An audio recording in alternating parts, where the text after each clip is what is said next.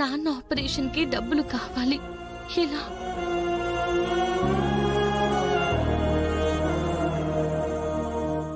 లక్షల వరకు అవుతుందమ్మా. త్వరగా ఆపరేషన్ చేయించకపోతే మీ నాన్నగారు మీకు దక్కరు.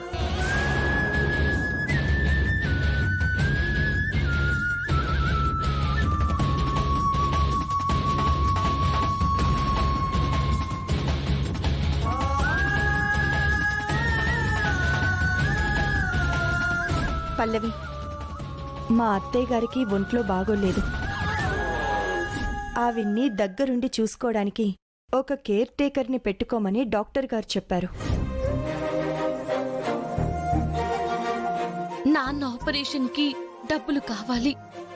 గుండమ్మ గారు చెప్పినట్టు వాళ్ళింటికి కేర్ టేకర్ గా వెళ్తే నాన్న గురించి ఆవిడ చూసుకుంటానని చెప్పారు. కానీ వాళ్ళింటికి వెళ్తే అక్షిత వాళ్ళమ్మ ఖచ్చితంగా గొడవ పడుతుంది.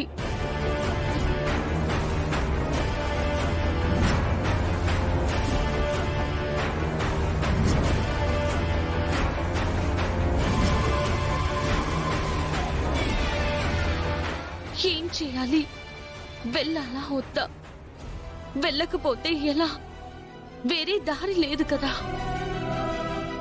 మరి ఈ విషయం అమ్మ నాన్నలకి ఎలా చెప్పాలి? చెప్పి ఎలా ఒప్పించాలి?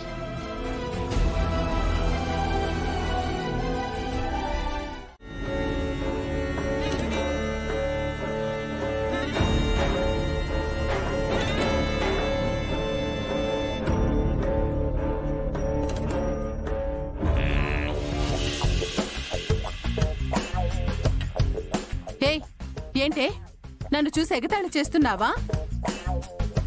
నేను అదే అడుగుతున్నాను మమ్మీ. నన్ను చూసి ఎగతాళి చేయడానికే కదా నువ్వు అలా కన్ను కొడుతున్నావు. కన్ను కొట్టడం కాదే, కుడి కన్ను వదులుతుంది. అయ్యో, సేమ్ ప్రాబ్లం మమ్మీ. నాకు కూడా ఇదిగో చూడు చూడు చూడు. ఏమైంది?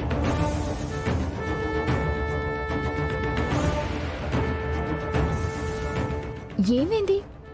ఇద్దరు అలా కన్ను కొడుతున్నారు. ఇద్దరికి కుడి కన్ను వదులుతుంది. వామ్మో, ఎందుకమ్మో? ఆడవాళ్ళకి కుడి కన్ను అదిరితే ఏదో చెడు జరగబోతుంది అని అర్థం. ఏయ్, ఏంటి పిచ్చి పిచ్చిగా వాగుతున్నావు? ఏమైంది పిన్ని? ఎందుకు కోపడుతున్నావు? కోపడక, మా ఇద్దరికి ఏదో కుడి కన్ను అదురుతుంది అంటే ఏదో చెడు జరిగిపోతుంది అది ఇది అని ఏదేదో పిచ్చి పిచ్చిగా మాట్లాడుతున్నావు. అక్షిత, నేనేమీ తప్పుగా మాట్లాడలేదు కదా. పెద్దవాళ్ళు చెప్పిందే చెప్పాను. అంటే ఏంటి? నిజంగానే మాకేమైనా బ్యాడ్ జరుగుతుందా? సోది చెబుతానమ్మ సోది చెబుతాను, సోది చెబుతానమ్మ సోది చెబుతాను. ఈ సోది దాని మాట వినుకోండి తల్లి. సోది చెబుతానమ్మా. ఇవాళ కాలేజీ లేదన్నావు కదమ్మా? కాలేజ్ లేదు నాన్న. కాకపోతే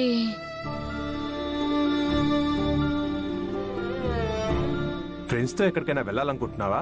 లేదు నాన్న, మీ ఇద్దరితో ఒక విషయం గురించి మాట్లాడాలి.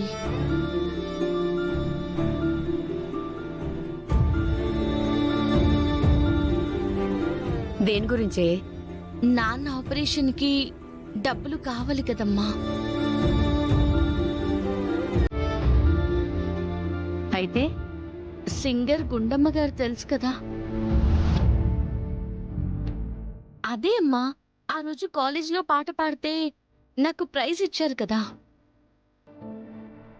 ఆవిడ నాకు పని చెప్పారమ్మా. అలా చేస్తే నాన్న ఆపరేషన్ కి కావలసిన డబ్బులన్నీ ఆవిడే చూసుకుంటాను అన్నారమ్మా.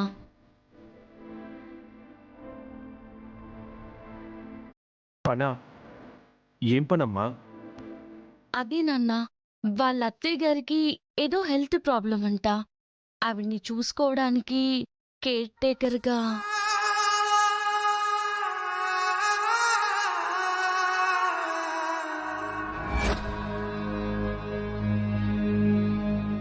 అంటే వాళ్ళింటికి పని చేయడానికి వెళ్తానంటున్నావా అమ్మా? వద్దమ్మా, అది కాదు నాన్న.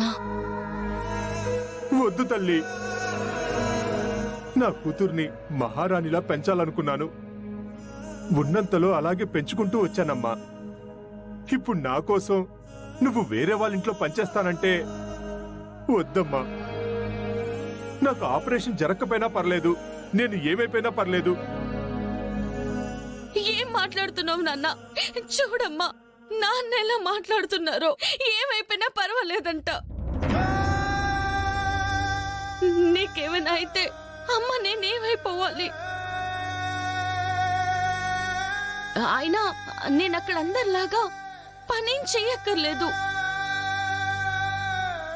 ఆ పెద్దావిడ్ని ఒక్కదాన్ని నేను చూసుకుంటే సరిపోతుంది. పైగా గుండమ్మ గారికి నేనంటే ఎందుకో తెలియని అభిమానం నాన్న. ఆవిడ నన్ను తన కూతురు అన్నట్టుగానే మాట్లాడుతుంది. అప్పుడు నేను కూడా ఆవిడ్ని అమ్మన్నట్టుగానే ఉంటే అది కూడా మన ఇల్లులాగే అవుతుంది కదమ్మా. నా జీవితంలో కూడా అలాంటి నానమ్మ అమ్మమ్మ ఉంటే వాళ్ళకి సేవ చేస్తే తప్పేం లేదు కదా నాన్న. నువ్వైనా చెప్పమ్మా నాన్నకి.